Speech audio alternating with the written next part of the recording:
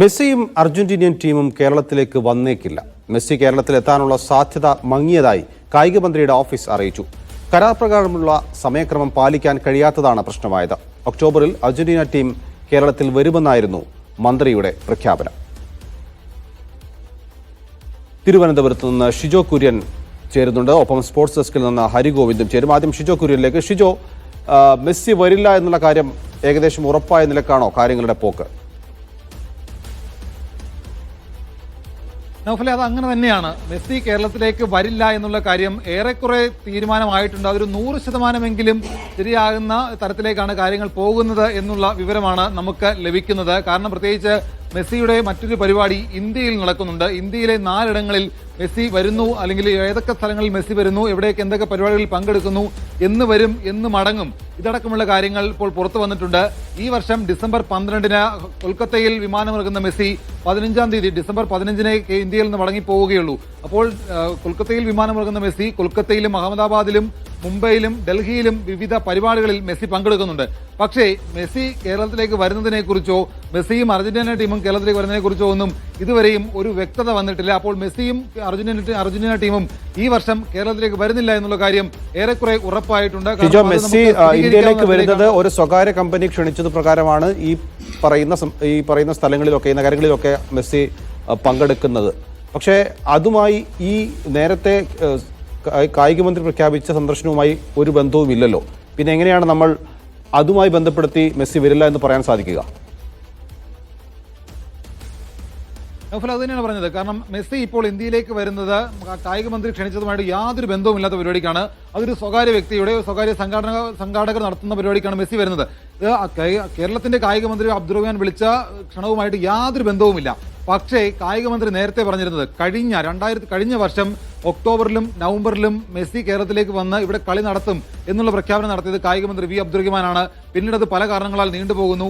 അപ്പോൾ 2025 അവസാനിക്കുന്നതിന് മുൻപ് തന്നെ മെസ്സി കേരളത്തിലേക്ക് വരുമെന്നുള്ള പ്രഖ്യാപനം മന്ത്രി ആവർത്തിച്ച് നടത്തിയതാണ്. അപ്പോൾ ആദ്യഘട്ടത്തിൽ അതുമായി ബന്ധപ്പെട്ടുകൊണ്ട് പലതരത്തിലുള്ള സ്പോൺസർമാരുടെ പേരുകൾ പുറത്തു വന്നിരുന്നു. കേരളത്തിലെ തന്നെ ഗോൾഡ് ആൻഡ് സിൽവർ മെർച്ചന്റ്സ് അസോസിയേഷന്റെ പേരുകൾ പുറത്തേക്ക് വന്നിരുന്നു. പിന്നീട് വ്യാപാരി വ്യവസായികളുടെ പേരുകൾ പുറത്തേക്ക് വന്നിരുന്നു.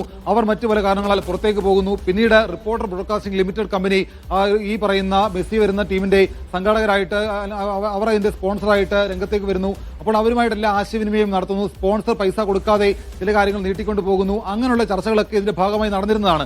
അപ്പോൾ പിന്നീട് ഇതുമായി ബന്ധപ്പെട്ടുകൊണ്ട് വീണ്ടും ഒരു അനിശ്ചിതത്വം ഉണ്ടായപ്പോൾ റിപ്പോർട്ടർ ബ്രോഡ്കാസ്റ്റിംഗ് ലിമിറ്റഡ് ഈ പറയുന്ന അർജന്റീനയുമായിട്ട് സംസാരിച്ചിട്ടുണ്ട് എന്നും അവർക്ക് മെയിൽ അയച്ചു എന്നും ഒക്കെ ഉള്ള വിവരങ്ങൾ അവർ തന്നെ പങ്കുവച്ചിരുന്നു. അപ്പോൾ കായിക മന്ത്രിയുടെ ഓഫീസുമായി സംസാരിക്കുമ്പോൾ കായിക മന്ത്രിയുടെ ഓഫീസ് പറയുന്നത് ഏതാണ്ട് സ്പോൺസർ അവർക്ക് 90 കോടിയോളം രൂപ, ഏതാണ്ട് ഉറപ്പിച്ച് പറയുന്നത് 60 കോടിയിലധികം രൂപ AFAക്ക് കൊടുത്തിട്ടുണ്ട്. അപ്പോൾ AFA ഈ തുക തിരികെ ഇനിയിപ്പോൾ മെസ്സി കേരളത്തിലേക്ക് വന്നാലും വന്നില്ലെങ്കിലും, അർജന്റീന വന്നാലും വന്നില്ലെങ്കിലും ഈ തുക ഈ പറയുന്ന സ്പോൺസർക്ക് തിരികെ നൽകില്ല. കാരണം ഒരു കരാർ എഗ്രിമെന്റ് വയലേഷൻ ഉണ്ടായിട്ടുണ്ട്, കരാർ ലംഘനം ഉണ്ടായിട്ടുണ്ട് എന്നുള്ള കാര്യമാണ് AFA അറിയിച്ചതായിട്ടുള്ള വിവരം നമുക്ക് ലഭിക്കുന്നത്. കാരണം അവർക്ക് മറ്റു പല കരാറുകളിൽ ഏർപ്പെടുന്നതിന് ഇവരുമായിട്ടുള്ള ആശയവിനിമയം പ്രശ്നമുണ്ടാക്കി. ആദ്യഘട്ടത്തിൽ തുക 180 കോടിയിലധികം രൂപ നൽകാമെന്ന് പറയുന്നു. പിന്നീട് ആ തുക നൽകുന്നതിലടക്കം ചില പ്രശ്നങ്ങൾ ഉണ്ടാകുന്നു. അങ്ങനെ പല കരാറുകളിൽ ഏർപ്പെടുന്നതിനകത്ത് അടക്കം ചില പ്രശ്നങ്ങൾ ഉണ്ടായി എന്നുള്ള വിവരം AFA ബന്ധപ്പെട്ട അധികൃതരെ അറിയിച്ചിട്ടുണ്ട്. അപ്പോൾ കൃത്യമായിട്ടുള്ള ആശയവിനിമയം നടക്കാത്തതുകൂടി മെസ്സിയുടെയും അർജന്റീനയുടെയും കേരളത്തിലേക്കുള്ള വരവിന് തടസ്സം സൃഷ്ടിച്ചിട്ടുണ്ട്. അപ്പോൾ ഈ കരാറിൽ സംസ്ഥാന സർക്കാരിന്റെ റോൾ എന്താണ്? ഈ കമ്പനിയും AFAയും തമ്മിലുള്ള കരാർ മാത്രമാണോ? സംസ്ഥാന സർക്കാരിന് എന്തെങ്കിലും റോൾ ഈ കരാറിലുണ്ടോ?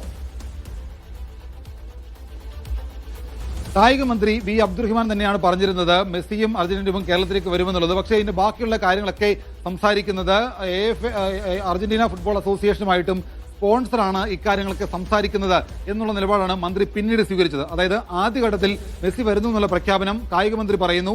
എന്നാൽ പിന്നീട് ചില പ്രശ്നങ്ങൾ ഉണ്ടായപ്പോൾ അത് സ്പോൺസറും AFAയും തമ്മിലുള്ള പ്രശ്നങ്ങളാണെന്ന് പറയുന്നു.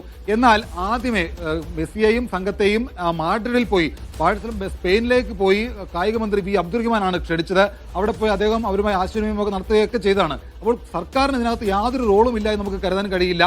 സ്പോൺസറാണ് അവരെ കൊണ്ടുവരേണ്ടത്, അവർക്ക് പണം കൊടുക്കേണ്ടത് സ്പോൺസറാണ്. അപ്പോൾ അവർ ഇവിടേക്ക് വരുമ്പോൾ എവിടെ കളിക്കണം, ഏതൊക്കെ ആരുമായിട്ടൊക്കെ മത്സരങ്ങൾ നടത്തണം എന്നൊക്കെ തീരുമാനിക്കേണ്ടത് സർക്കാർ കൂടി ചേർന്നുകൊണ്ടാണ്. അപ്പോൾ അതിനകത്തൊരു തീരുമാനമായിരുന്നില്ല. എതിരാളികൾ ആരാണെന്ന് തീരുമാനിച്ചിരുന്നില്ല, എവിടെ മത്സരം നടത്തുമെന്ന് തീരുമാനിച്ചിരുന്നില്ല. പക്ഷേ മെസ്സി വരുമെന്നുള്ള പ്രഖ്യാപനം മന്ത്രി നാട് നീളെ നടന്ന് പറയുന്നുണ്ടായിരുന്നു. പക്ഷേ അത് ഒരു വ്യക്തത ഇല്ലാതെ പറഞ്ഞ കാര്യങ്ങളായിരുന്നു. പിന്നീട് വലിയ വിവാദമായപ്പോഴും മന്ത്രി ഒരു കൈകഴുകുന്ന സമീപനമാണ് സ്വീകരിച്ചിരുന്നത്. എന്നാൽ അപ്പോഴും പിന്നീട് ചർച്ചകൾ നടക്കുന്നു, മെസ്സി വരും എന്ന് ഉറപ്പിച്ച് പറയുന്ന കായിക മന്ത്രിയെ നമ്മൾ കണ്ടതാണ്. ഷിജോ തുടരുക. നമുക്ക് മെസ്സി ഇന്ത്യയിലേക്ക് വരുന്നുണ്ടല്ലോ, അതിന്റെ വിശദാംശങ്ങളിലേക്ക് പോകാമെന്ന് തോന്നുന്നു. ഹരി വിശദാംശങ്ങൾ സ്പോർട്സ് ഡെസ്കിൽ നൽകും. അതായത് ഡിസംബർ 4-നാണ് മെസ്സി ഇന്ത്യയിൽ എത്തുന്നത് എന്നാണ് അറിയാൻ സാധിക്കുന്നത്. ചില പരിപാടികൾ പ്രധാനപ്പെട്ട നഗരങ്ങളിൽ നടക്കുകയും ചെയ്യുന്നുണ്ട്. ഹരി, ഇന്ത്യയിൽ എവിടെയൊക്കെയാണ് മെസ്സി എത്തുന്നത്, എന്തൊക്കെ പരിപാടിയിലാണ് അദ്ദേഹം പങ്കെടുക്കുന്നത്? നൗഫൽ, ഡിസംബർ 4-നല്ല, ഡിസംബർ 12-നാണ് മെസ്സി ഇന്ത്യയിലേക്ക് എത്തുന്നത്. അതിൻ്റെ ഒരു പര്യടനത്തിന്റെ വിശദാംശങ്ങൾ ഇപ്പോൾ സംഘാടകർ പുറത്തുവിട്ടിട്ടുണ്ട്. ഡിസംബർ 12-ന് രാത്രി 10 മണിക്ക് മെസ്സി കൊൽക്കത്തയിൽ വിമാനമിറങ്ങുമെന്നാണ് അവർ പറയുന്നത്. ശേഷം മെസ്സിയുടെ പരിപാടികൾ തുടങ്ങുന്നത് ഡിസംബർ 13-നാണ്. 3 ദിവസം മെസ്സി ഇന്ത്യയിൽ ഉണ്ടാവും. ഡിസംബർ 13, 14, 15 ഈ 3 ദിവസവും മെസ്സി ഇന്ത്യയിൽ വിവിധ പരിപാടികളിൽ പങ്കെടുക്കുമെന്നാണ് മനസ്സിലാക്കുന്നത്. മെസ്സിയുടെ ആദ്യ പരിപാടി എന്ന് പറയുന്നത് കൊൽക്കത്തയിൽ തന്നെയാണ് സംഘടിപ്പിച്ചിരിക്കുന്നത്. കൊൽക്കത്തയിലെ അദ്ദേഹത്തിനായി ഒരുങ്ങുന്ന ഒരു പ്രതിമയുണ്ട്, 70 അടി ഉയരത്തിൽ ഒരുങ്ങുന്ന ഒരു പ്രതിമയുണ്ട്. ആ പ്രതിമയുടെ അനാച്ഛാദനം മെസ്സി നിർവഹിക്കുമെന്നാണ് മനസ്സിലാക്കുന്നത്. അതിനുശേഷം കൊൽക്കത്തയിലെ സോൾട്ട് ലേക്ക് സ്റ്റേഡിയത്തിൽ ഒരു സോഫ്റ്റ് ബോൾ പ്രദർശന മത്സരവും സംഘടിപ്പിക്കുന്നുണ്ട്. ആ മത്സരത്തിൽ മെസ്സി പങ്കെടുക്കുമെന്നാണ് മനസ്സിലാക്കുന്നത്. അതിൽ ടെന്നീസ് താരം ലിയാൻഡർ പെയ്സ്, അതോടൊപ്പം തന്നെ മുൻ ഇന്ത്യൻ ക്രിക്കറ്റ് നായകൻ സൗരവ് ഗാംഗുലി, അതോടൊപ്പം തന്നെ ഫുട്ബോൾ ഇതിഹാസം ബൈജിംഗ് ബൂട്ടിയ എന്നിവർ മെസ്സിക്കൊപ്പം അണിനിരക്കുമെന്നാണ് മനസ്സിലാക്കുന്നത്. അതിനുശേഷം ഡിസംബർ 12-ന് വൈകിട്ട് തന്നെ മെസ്സി അഹമ്മദാബാദിൽ ഒരു സ്വകാര്യ ചടങ്ങിലും പങ്കെടുക്കുമെന്നാണ് അവർ പുറത്തുവിടുന്ന ആ ഒരു വിശദാംശത്തിൽ പറയുന്നത്. ശേഷം ഡിസംബർ 14-ന് മെസ്സി മുംബൈയിലാണ് മെസ്സിയുടെ പരിപാടികൾ സംഘടിപ്പിച്ചിരിക്കുന്നത്. 14-ന് ക്രിക്കറ്റ് ക്ലബ്ബ് ഓഫ് ഇന്ത്യയിൽ പ്രമുഖരുമായി മെസ്സി കൂടിക്കാഴ്ച നടത്തുമെന്നാണ് ആ ഒരു ലേഖനത്തിൽ പറയുന്നത്. അതോടൊപ്പം തന്നെ വൈകിട്ട് വാങ്കഡെ സ്റ്റേഡിയത്തിൽ ഇതോടൊപ്പം തന്നെ ഒരു പ്രദർശന മത്സരം, ഒരു സോഫ്റ്റ് ബോൾ പ്രദർശന മത്സരം നടത്തുന്നുണ്ട്. ആ മത്സരത്തിൽ ഇപ്പോൾ നിലവിലുള്ള ഇന്ത്യൻ ക്രിക്കറ്റ് താരങ്ങളും അതോടൊപ്പം തന്നെ ബോളിവുഡ് താരങ്ങൾക്കുമൊപ്പം മെസ്സി അണിനിരക്കുമെന്നാണ് മനസ്സിലാക്കുന്നത്. ശേഷം ഇന്ത്യൻ ഫുട്ബോൾ താരങ്ങൾക്കൊപ്പം ഒരു സംവാദവും മെസ്സി പങ്കെടുക്കും. ആ ഒരു സംവാദത്തിൽ മെസ്സി പങ്കെടുക്കും. എല്ലാ